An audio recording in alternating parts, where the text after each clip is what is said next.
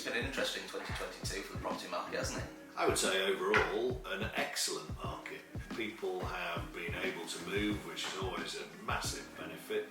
You know, markets that are fast-paced means you can move. The difficulty, of course, is securing something before you actually dare to put your lovely house on the market. If you've been lucky enough to own a property, you've seen the value rise dramatically over the last 2 or 3 years, so you've been a winner if you're already in the market. The commercial market's held up as well, of course, which has been good. Yeah. But, towards the end of the year, I think we all know we can see potentially what's going to happen, but will it carry on? I'm very hopeful. If we'd had this discussion probably a month ago, I'd have said something different, because it was amazing what that mini budget did. It really rocked people. Interest rates immediately started to climb and everybody thought, here's another 2007-8 recession heading our way, but confidence is back. People are still wanting to do things. Viewing levels are still high.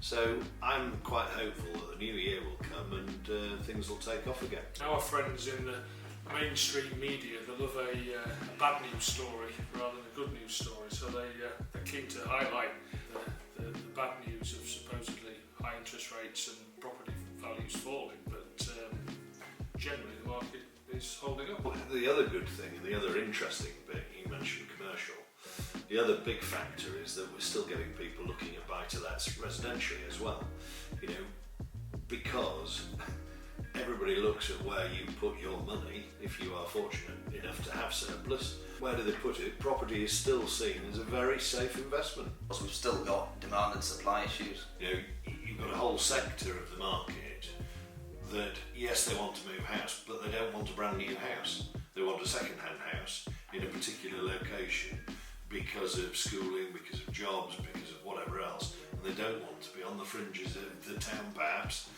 where the new houses are being built naturally. In the buy-to-let, I mean, we're seeing huge demand, aren't we, on the buy-to-let element from tenants.